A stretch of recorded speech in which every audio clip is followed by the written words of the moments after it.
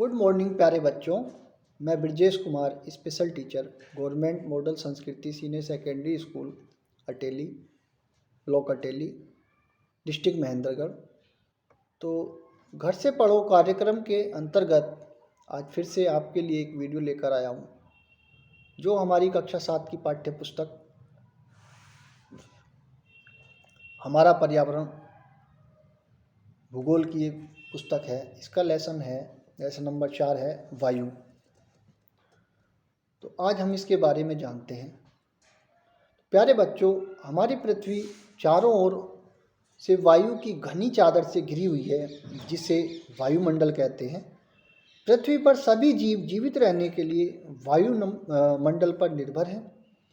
यह हमें सांस लेने के लिए वायु प्रदान करता है एवं सूर्य की किरणों के हानिकारक प्रभाव से हमारी रक्षा करता है।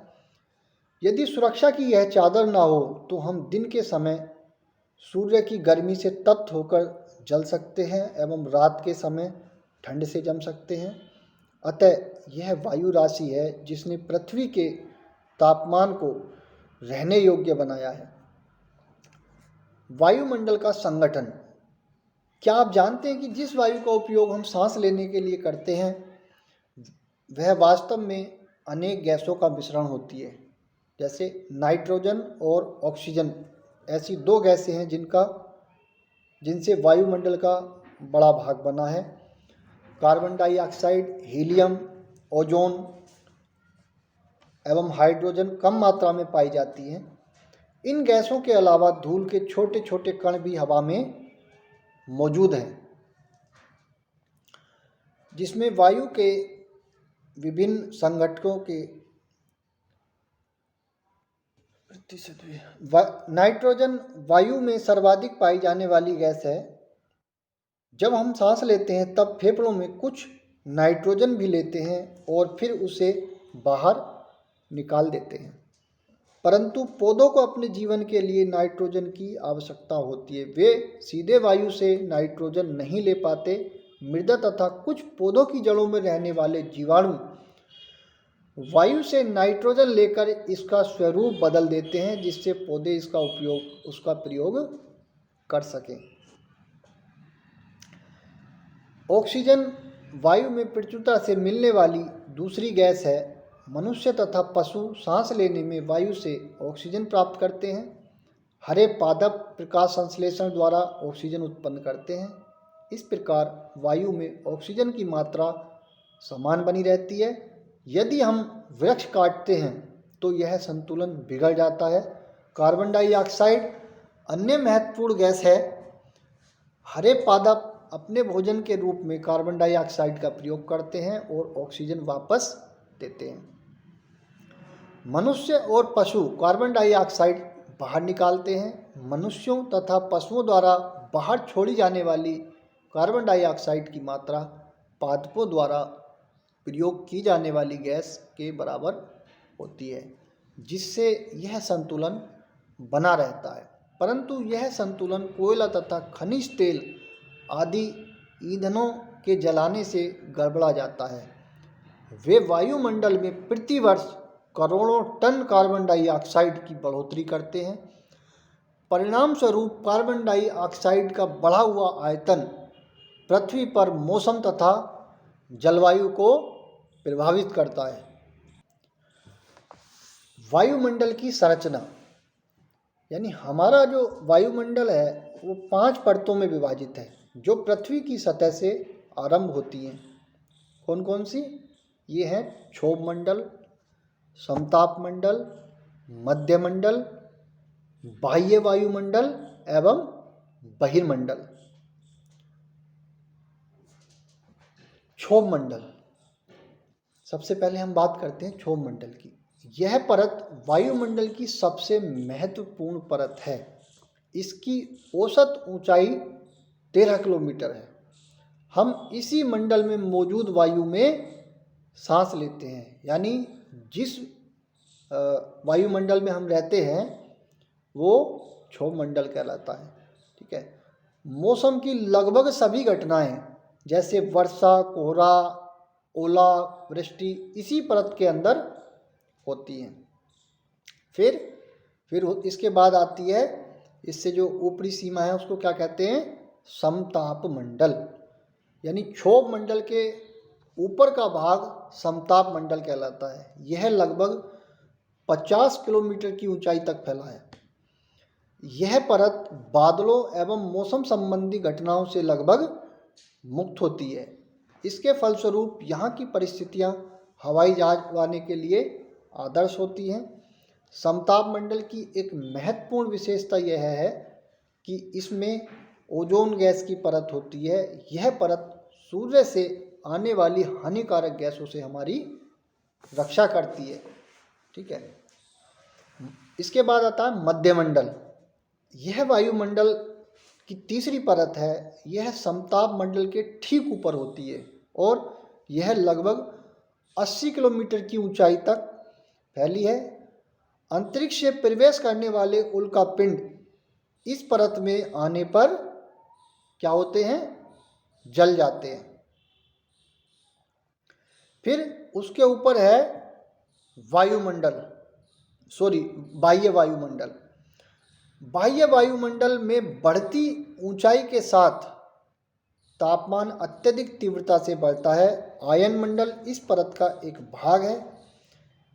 यह 80 से 400 किलोमीटर तक फैला है। रेडियो संचार के लिए इस परत का उपयोग होता है। वास्तव में पृथ्वी से प्रसारित रेडियो तरंगें इस परत द्वारा पुनः पृथ्वी पर परावर्तित कर दी जाती हैं। फिर उसके बाद आता है बहिर्मंडल, यानी वायुमंडल की सबसे ऊपरी परत को बहिर्मंडल के नाम से जाना जाता है। यह वायु की पतली परत होती है। जैसे हल्की गैसें जैसे हीलियम एवं हाइड्रोजन यहीं से अंतरिक्ष में तैरती रहती हैं। अब हम बात करते हैं मौसम एवं जलवायु।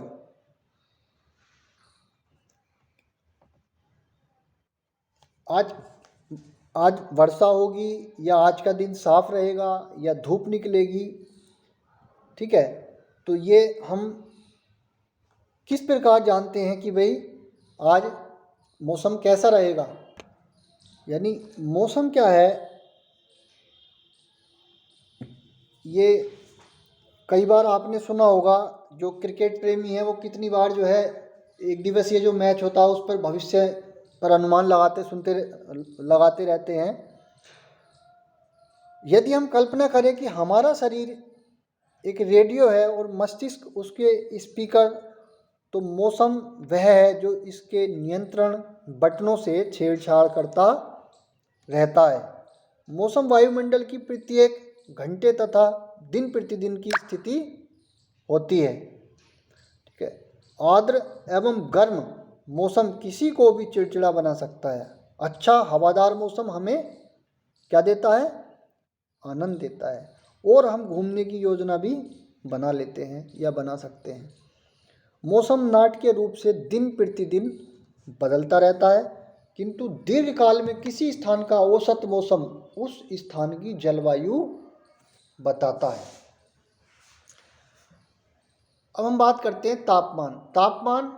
आप प्रतिदिन जिस तापमान का अनुभव करते हैं वह वायुमंडल का तापमान होता है। वायु में मौजूद ताप एवं शीतलता के परिमाण को तापमान कहते हैं।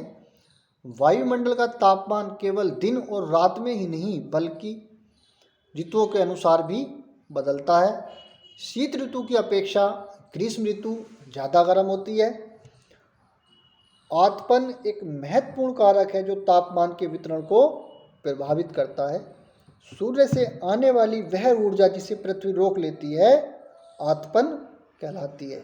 आतपन सूर्यताप की मात्रा भूमध्य रेखा से ध्रुवों की ओर घटती है, इसलिए तापमान उसी प्रकार घटता जाता है। वायु दाब, यानी आपको यह जानकर बहुत आश्चर्य होगा कि वायु हमारे शरीर पर उच्च दाब के साथ बल भी लगाती है, किंतु हम इसका अनुभव नहीं करते हैं। यह इसलिए होता है क्योंकि वायु का दाब हमारे ऊपर सभी दिशाओं से लगता है और हमारा शरीर विपरीत बल लगाता है। पृथ्वी की सतह पर वायु के भार द्वारा लगाया गया दाब वायु दाब कहलाता है। वायुमंडल में ऊपर की ओर जाने पर दाब तेजी से गिरने लगता है। समुद्र स्तर पर वायु दाब सर्वाधिक होता है और ऊंचाई पर जाने पर यह घटता जाता है। वायु दाब का क्षैतिज वितरण किसी स्थान पर उपस्थित वायु के ताप द्वारा प्रभावित होता है। अधिक तापमान वाले क्षेत्रों में वायु गर्म होकर ऊपर उठती है, यह निम्न दाब क्षेत्र बनाता है। निम्न दाब बादल युक्त आकाश एवं नम मौसम के साथ जुड़ा होता है। कम तापमान वाले क्षेत्रों की वायु ठंडी होती है, इसके फलस्वरूप यह भारी होती है। भारी वायु निमज्जित होकर उच्च दाब क्षेत्र बनाती है। उच्च दाब के कारण स्पष्ट एवं स्वच्छ आकाश होता है। वायु सदैव उच्च दाब से निम्न दाब क्षेत्र की ओर गमन करती है। पवन यानी उच्च दाब क्षेत्र से निम्न दाब क्षेत्र की ओर वायु की गति को पवन कहते हैं। आप पवन को काम करते देख सकते हैं, जब यह सड़क पर गिरी पत्तियों को उड़ाती या तूफान के समय पेड़ों को उखाड़ देती है। कभी कभी जब पवन धीरे बहती है तो आप इसे महीन धूल या धुएं को उड़ाते देख सकते हैं। कभी कभी पवन इतनी तेज होती है कि इसके विपरीत दिशा में चलना कठिन हो जाता है। आपने अनुभव किया होगा कि तेज पवन में छाता लेकर चलना आसान नहीं होता। ठीक है।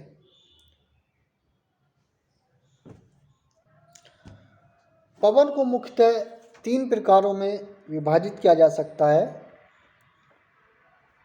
नंबर 1 स्थायी पवनें, नंबर 2 मौसमी पवनें, नंबर 3 स्थानीय पवनें यानी स्थायी पवनें। व्यापारिक पश्चिमी एवं पूर्वी पवनें स्थायी पवनें हैं। ये वर्ष भर लगातार निश्चित दिशा में चलती रहती हैं। ये पवनें विभिन्न ऋतुओं में अपनी दिशा बदलती रहती हैं। उदाहरण के लिए भारत में मानसूनी पवनें।